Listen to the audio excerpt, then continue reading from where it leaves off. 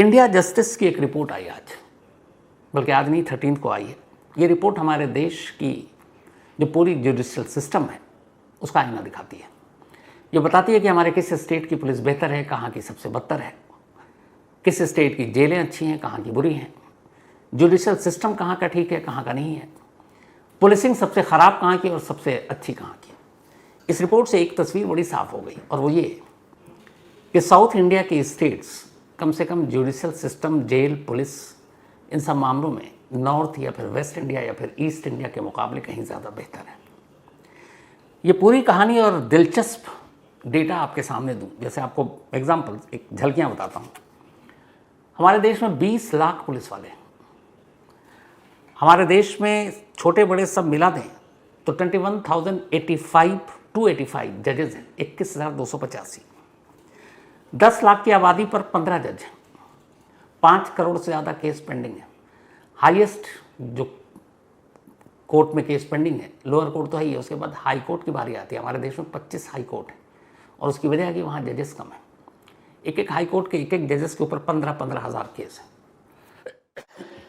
ये सारी चीज़ें बताऊँ उससे पहले वर्स्ट और बेस्ट के साथ 2 चीज़ें बताता हूँ आपको। मथुरा में एक रात कुछ पुलिस वाले पहुँचते हैं, कुछ वर्दी में, कुछ सादी वर्दी में। घर के मालिक उस वक्त घर के अंदर थे। पुलिस पहुंचती है और उनके बेटे के बारे में पूछती है। वो कहते हैं साहब वो तो दिल्ली में इंजीनियरिंग की पढ़ाई कर रहा है। वो कहते हैं तुम्हारा बेटा जो है वो गैंगस्टर के साथ मिला हुआ है, गैर कानूनी काम कर रहा है। पिता सफाई देते हैं, पुलिस वाले पिता को पीटना शुरू कर देते हैं। काफ़ी पिटाई के बाद घर की तलाशी लेते हैं। तलाशी के नाम पर अलमारी में बहुत सारे जो पैसे वैसे बेचारे घर के रखे होते हैं वो सब ले लेते हैं, जेब में डालते हैं। फिर कहते हैं बेटे का पता बताओ। बाप को गाड़ी में बिठाते हैं और फिर दिल्ली का रुख करते हैं। देर रात दिल्ली में बाप के बताए हुए पते पर पहुंचते हैं। बेटा वहीं था, उससे नाम पूछती है पुलिस वाले। फिर पिता से कहते हैं यही तुम्हारा बेटा है। इसके बाद वो उसे पकड़कर गाड़ी में बिठाते हैं और वापस यूपी ले आते हैं। लाने के बाद खूब दोनों को मारते हैं, पीटते हैं और कहते हैं अपना जुर्म कबूल कर लोगे, तुम उस फलाने गैंगस्टर के साथ थे, ये है वो है। दोनों कहते हैं कि साहब हम तो बेकसूर हैं। बेटा कहता मैं तो इंजीनियरिंग की पढ़ाई कर रहा हूँ, 3 महीने से दिल्ली में, उससे पहले राजस्थान में पढ़ाई कर रहा था, कोचिंग ले रहा था। पुलिस वाले एक नहीं सुनते।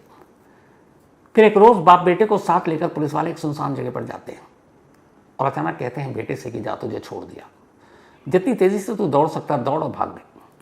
बाप सामने खड़ा है, कहते हैं पिता को नहीं छोड़ूंगा, तुझे छोड़ रहा हूँ क्योंकि तू स्टूडेंट है, बस दौड़ तेज़ी से, इससे पहले कि हमारा इरादा बदल जाए।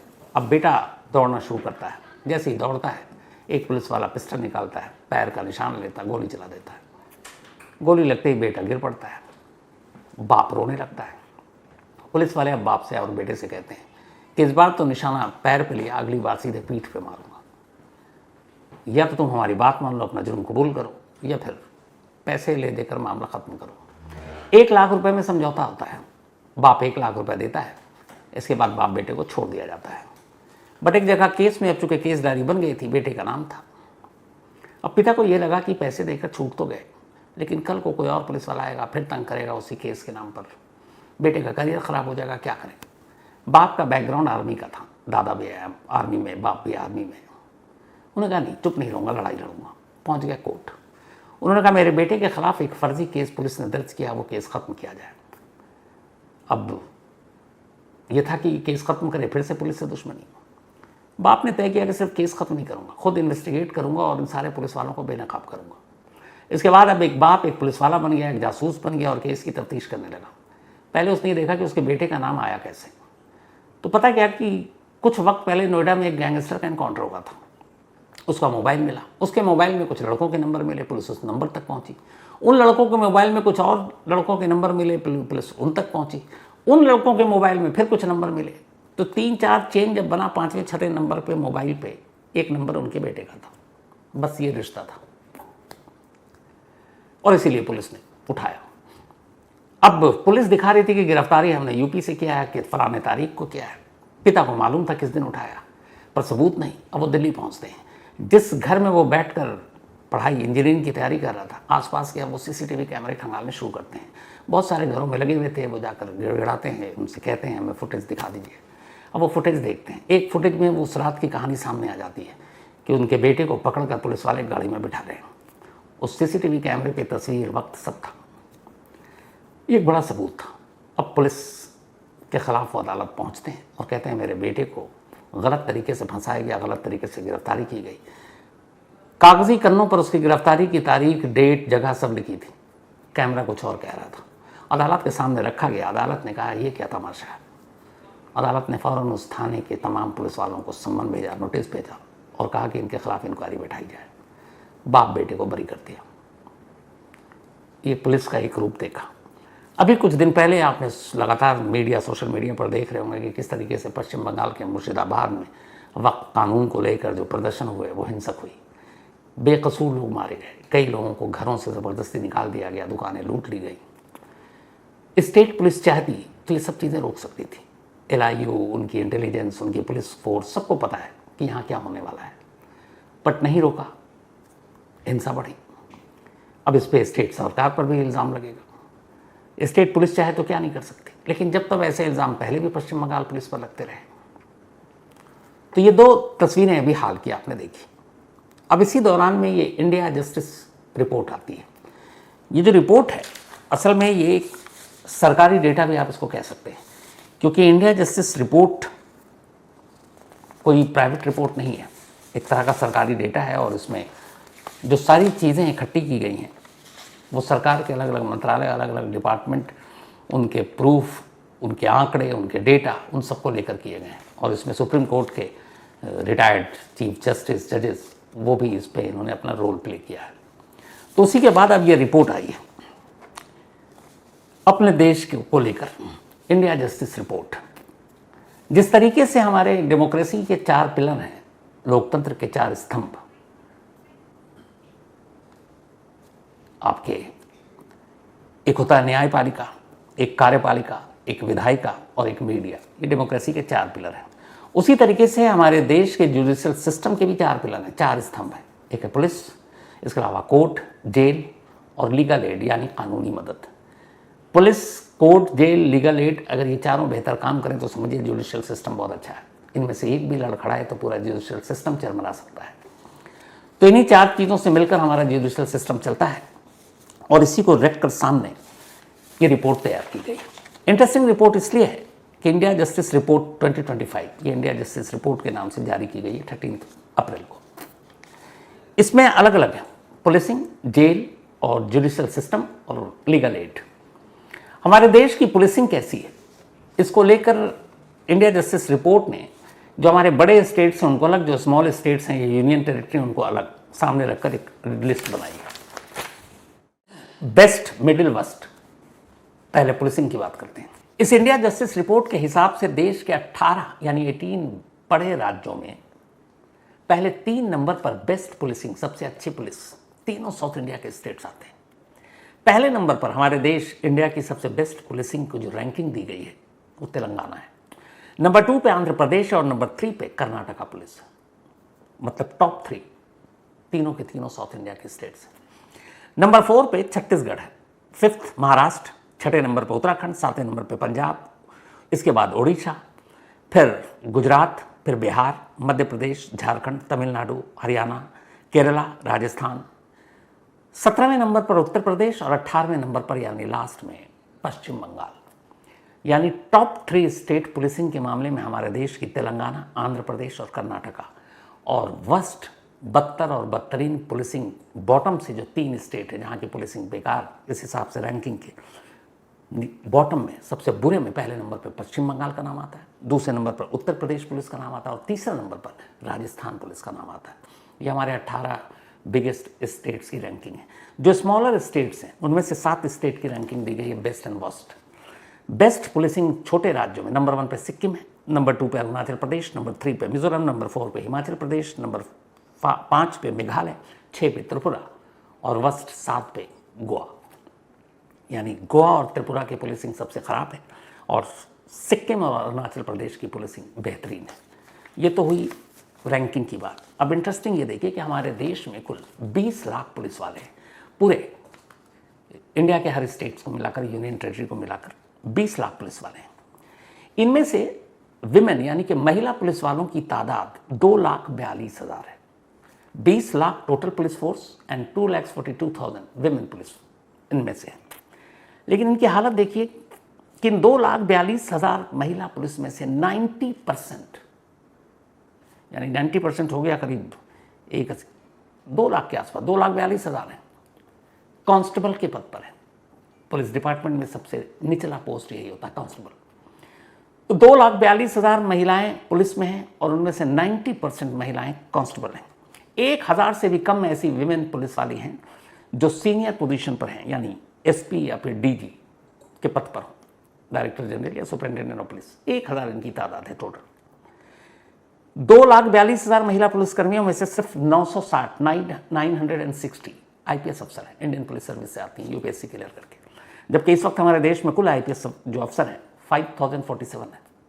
5,047 में से सिर्फ 960 विमेन है। जनवरी 2017 से जनवरी 2023 के बीच देश भर में पुलिस अफसरों के 46,000 बल्कि 64,000 पोस्ट वैकेंट थे, खाली थे। कहा गया भरो, लेकिन सिर्फ 44,000 भरे गए, बाकी के अब भी खाली हैं। और 28 से 32% यानी कि टोटल पोस्ट अब भी इंडियन पुलिस में खाली हैं। सोचिए क्राइम कितना बढ़ रहा है, यानी 4 में से 1 अफसर का पोस्ट इस वक्त खाली है। अब हमारी हालत देखिए पुलिसिंग की, जब पोस्ट खाली है उस हिसाब से है नहीं। हमारे देश में सबसे ज़्यादा पुलिस फोर्स जो है, आबादी सबसे बड़ी है यूपी की, तो वहीं पे है। तो इंडिया जस्टिस रिपोर्ट के मुताबिक एवरेज, इंडिया का जो एवरेज है, एक पुलिस अफसर पर 831 लोगों की सिक्योरिटी की जिम्मेदारी है। मतलब एक पुलिस वाला 831 लोगों को देखेगा एवरेज। बिहार में उल्टा है। बिहार में एक पुलिस वाले के हिस्से में 1522 लोग हैं, ये हाईएस्ट है। मतलब नेशनल एवरेज 831 लोगों का है एक पुलिस वाले की जिम्मेदारी, लेकिन बिहार में जाकर ये लगभग डबल हो जाता है और 1522 लोग एक पुलिस वाले। उड़ीसा में 1298 लोगों पर एक पुलिस वाला है। पश्चिम बंगाल में एक पुलिस वाले पर 1277 लोगों की जिम्मेदारी होती है। अगर सबसे बड़े स्टेट में देखें तो इस मामले में सबसे बेहतर जो स्टेट है वो पंजाब है। पंजाब में एक पुलिस अफसर की जिम्मेदारी से 504 लोगों को देखने की होती है। तो मतलब वर्स्ट हुआ बिहार जहां 1522, बेस्ट हुआ पंजाब जहां सिर्फ 504। तो ये तो रही पुलिसिंग की। अब दूसरा आई अपनी जुडिशियल सिस्टम पर। हमारे देश में इस वक्त कुल जो जजों की तादाद है वो है 21,285। Lower court, high court, supreme court के जज जितने भी हैं अपने देश में, 140 करोड़ की आबादी के लिए 21,285 जज हैं। अब मध्य प्रदेश के जितने हाई कोर्ट हैं और अकेले इलाहाबाद हाई कोर्ट जो यूपी का है, इसमें इंडिया जस्टिस रिपोर्ट के हिसाब से एक एक जज के ऊपर 15-15 हज़ार केस है। मतलब एक जज को 15,000 केस देखने, आप सोचिए वो कितने वक्त में देखेगा एक जज और 15,000 केसेस। देश भर में पेंडिंग केसेस की जो कुल तादाद है इस वक्त 2024 के लास्ट में, मतलब 3 महीने 4 महीने पहले तक 5 करोड़ पार कर गया। 5 करोड़ केस हमारे देश में इस वक्त पेंडिंग है, नीचे से लेकर ऊपर की अदालतों में 5 करोड़ केस। कितने साल लगेंगे पता नहीं। अगर देश के 17 बड़े स्टेट यानी राज्यों के हम लोअर कोर्ट्स की बात करें तो 25% से ज़्यादा ऐसे केसेस हैं जो 3 साल से जिनको देखा भी नहीं गया, सुना भी नहीं गया, पेंडिंग पड़े हुए हैं। 2024 के आखिर तक का डेटा इसमें दिया गया कि सिक्किम, त्रिपुरा और मेघालय के छोड़ दें तो हमारे देश की जो बाकी की 25 में से 22 हाई कोर्ट हैं, उन हाई कोर्ट में हर जज पर औसतन 1,000 से ज़्यादा केस पेंडिंग है। हर जज पर हाई कोर्ट के 1,000। सिर्फ बानगी जो एग्जाम्पल है मध्य प्रदेश के हाई कोर्ट और इलाहाबाद हाई कोर्ट, जहाँ एक जज पर 15,000 केस है। बाकी औसत पूरे देश का हाई कोर्ट के जजों पर, एक जज हाई कोर्ट के वो 1,000 केस देख रहे हैं। अब 1,000 केस कब सुनवाई होगी, कब फैसला आएगा पता नहीं। डिस्ट्रिक्ट लेवल पर यानी जिला लेवल पर औसतन हर जज के पास 500 केस लंबित पड़े हैं, पेंडिंग पड़े हुए हैं। और पेंडिंग के केस के मामले में यूपी सबसे आगे है। यूपी के लोअर कोर्ट सबसे आगे है। यूपी के डिस्ट्रिक्ट कोर्ट में हर जज के पास, जो डिस्ट्रिक्ट कोर्ट है, 4,300 केसेस पेंडिंग है। एक एक जज 4,300 केस की सुनवाई कर रहे हैं और वो सब पेंडिंग है। जबकि कर्नाटक में 1,750 और केरल में हर जज के पास 3,800 केस पेंडिंग है या उनकी बाहर है, उनके पार, किसको सुनाना है। अब 21,285 जो जज हैं हमारे देश में पूरे, इनमें से हाई कोर्ट में 33% और लोअर कोर्ट में 21% जजों के पोस्ट खाली हैं। मतलब 21,285 जज हैं, इसके बावजूद 33% हाई कोर्ट में और 21% लोअर कोर्ट में जजों की पोस्ट जो भरी नहीं गई। अब नहीं भरने से केस का अंबार लगता जा रहा है। और सबसे बड़ा और मजाक देखिए कि हम हर हिंदुस्तानी पे, मतलब हर 10 लाख हिंदुस्तानी पर, 10 लाख अगर हम हिंदुस्तानी हैं तो उसके लिए 15 जजेस हैं। मतलब 15 जज 10 लाख हिंदुस्तानियों का केस निपटाएंगे, 10 लाख हिंदुस्तानियों का। अगर ये हाई कोर्ट में 33% और लोअर कोर्ट में 21% जो पोस्ट खाली हैं जजेस के, ये अगर भर दिया जाए तो फिर हर 10 लाख पे 19 जज हो जाएंगे। लेकिन ऐसा हुआ नहीं, जबकि जो हमारी एक विधि आयोग है उसने 1987 में एक रिकमेंडेशन दी थी और ये कहा था कि कम से कम इंडिया में हर 10 लाख की आबादी पर 50 जज होने चाहिए, 50 मिनिमम। अभी कितने हैं? 10। खाली पोस्ट भर दें तो 19 हो सकते हैं। हाँ, पुलिस के मुकाबले में जुडिशियल सिस्टम या अदालतों में विमेंस की हालत थोड़ी बेहतर है। इसलिए बेहतर है कि जो हमारी विमेंस हैं, लोअर कोर्ट में 38% महिलाएं जज हैं। लोअर कोर्ट में मतलब हर 100 में से 38 महिला जज हैं। हालांकि हाईकोर्ट में कम है, हाईकोर्ट में सिर्फ 14% महिला जज हैं। तो इस हिसाब से अगर देखें तो हमारे देश में कुल 25 हाईकोर्ट हैं और 25 हाईकोर्ट में टोटल इस वक्त 51% मुकदमे ऐसे हैं जो 5 साल से पेंडिंग पड़े। 51% यानी हाफ से ज़्यादा। 25 हाईकोर्ट जो अपने देश के। कई अदालतों में 70% मुकदमे 5 साल से ज़्यादा वक्त से लंबे पड़े और सबसे लंबा तो 30, 35, 40 साल भी। लेकिन अगर 70% और 50% 5-5 साल से पेंडिंग पड़े हैं तो फिर क्या होगा? निचली अदालतों के तो पश्चिम बंगाल की हालत यह है कि वहाँ का एक डेटा आया है कि वहाँ के लोअर कोर्ट में एक जज पर 1,14,334 लोगों को इंसाफ दिलाने की जिम्मेदारी है। मतलब जज एक और 1,14,334 लोग उनके मुकदमे। आप अंदाज़ा लगाइए कितने जज आएंगे, कितने जाएंगे, क्या पता। इसी रिपोर्ट में अब जेल के बारे में इंडिया जस्टिस रिपोर्ट ने पूरा डेटा दिया है। हमारे देश की 50% से ज़्यादा जेल ओवर क्राउडेड है और कुछ जेल तो ऐसे हैं जहाँ पे जितनी कैपेसिटी है उससे 400 टाइम्स ज़्यादा कैदी हैं, 400 गुना ज़्यादा कैदी हैं। कई ऐसे जेल हैं। देश की सबसे ज़्यादा भीड़ वाली टॉप 5 जेलों की एक लिस्ट निकाली है इन्होंने। टॉप 5 हमारे इस देश में सबसे ज़्यादा भीड़ जिन जेलों में है, उन 5 टॉप जो जेल हैं जिनमें सबसे ज़्यादा भीड़ है, उनमें पहले नंबर पर है यूपी के मुरादाबाद की डिस्ट्रिक्ट जेल। दूसरे नंबर पर है पश्चिम बंगाल की कोंडी सब जेल। तीसरे नंबर पर है दिल्ली की तिहाड़ जेल नंबर 4। चौथे नंबर पर है यूपी की ज्ञानपुर डिस्ट्रिक्ट जेल और 5वें नंबर फिर से दिल्ली की तिहाड़ जेल नंबर 1। यानी दिल्ली की तिहाड़ जेल दोनों, 1 नंबर और 4 नंबर, ये सबसे ज़्यादा पॉपुलेटेड, सबसे ज़्यादा भीड़ वाली जेल। और ये 5 जेल वो हैं जहाँ सबसे ज़्यादा कैदी हैं। इस वक्त हमारे देश में 2024 के लास्ट तक में पूरे देश के सारे जेलों में 5,70,000 कैदी बंद है। 5,70,000 प्रिजनर्स हैं। अब जेल में ओवर क्राउडेड क्यों और कैदी क्यों, ये डेटा आपको समझा देगा कि पूरे देश में और देश की अलग अलग जेलों में 5,70,000 कैदी हैं और इनमें से सिर्फ 1,40,000 कैदी ऐसे हैं जो सजा याफ्ता है, यानी जिन्हें उनके जुर्मों की सज़ा अदालत सुना चुकी है और अब अपनी सज़ा काट रहे हैं। इनमें किसी की 2 साल की सज़ा होगी, किसी की 5 की, किसी की 10 की, किसी की उम्र कैद, किसी को सजाए मौत। तो 5,70,000 में से 1,40,000 सजा याफ्ता है, यानी उनकी सज़ा पूरी हो चुकी, सज़ा उनको दी जा चुकी है अदालत से, अब वो सज़ा काट रहे हैं। लेकिन 4,30,000 कैदी ऐसे हैं जिनके मुकदमे का अभी फैसला नहीं आया, वो इंतज़ार कर रहे हैं और ये सब अंडर ट्रायल है, यानी विचाराधीन कैदी, अभी इनको सज़ा दी जानी है। तो 5,70,000 में से 1,40,000 सजा याफ्ता और 4,30,000 अंडर ट्रायल जिनके मुकदमे और अदालतों का भी आपको बताया 70%, 50% लंबित केस जो पड़े हुए हैं। तो अब इन 4,30,000 अंडर ट्रायल कैदियों की बारी कब आएगी, इंसाफ कब होगा, इनको कब अदालत सज़ा सुनाएगी या बरी करेगी, पता नहीं है। यानी कि हमारे देश की जो तमाम जेलों में इस वक्त 5,70,000 कैदी बंद हैं, उनमें से 76% प्रिजनर, 76% कैदी अंडर ट्रायल है, विचाराधीन है। सोचिए 6.25 लाख कैदी में से 76% अंडर ट्रायल है, तो जेल की तो आबादी बढ़ेगी, जेल में जगह कम होगी, और जेल में क्या हालत है ये आप जानते हैं।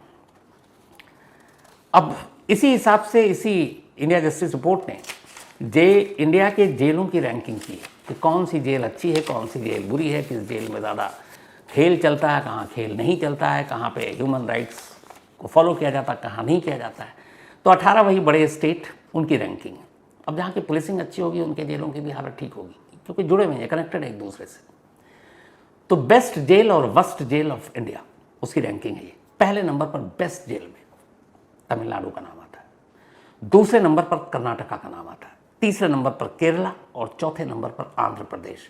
यानी जेलों की बेहतरी और बेहतरीन जेलों के मामले में भी साउथ इंडिया के 4 स्टेट पहले 4 पायदान पर है।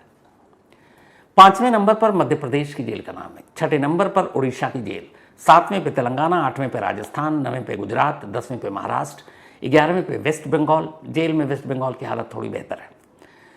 इसके बाद 11वें पे बिहार, 12वें पे Chhattisgarh, then Haryana, then Punjab, then Uttar Pradesh 16वें नंबर पर है। 17वें नंबर पर झारखंड है, और सबसे बुरी हालत जो जेल की अपने देश में है उसमें नीचे से टॉप पे उत्तराखंड की जेल है। यानी best jail Tamil Nadu, worst jail Uttarakhand. ये रैंकिंग है इंडिया जस्टिस रिपोर्ट की। स्मॉल स्टेट्स में किस स्टेट की जेल अच्छी और किसकी बुरी, उसकी भी रैंकिंग है। 7 स्टेट्स या यूनियन टेरिटरी आप कहें। बेस्ट जेल छोटे राज्यों में आंध्र प्रदेश नंबर 1 पर है बेस्ट में, नंबर 2 पे है हिमाचल प्रदेश, नंबर 3 पे है सिक्किम, नंबर 4 पे मेघालय, नंबर 5 में मिजोरम, देन 6ठे नंबर पर त्रिपुरा, और वर्स्ट जेल 7वें नंबर पर गोवा का नाम।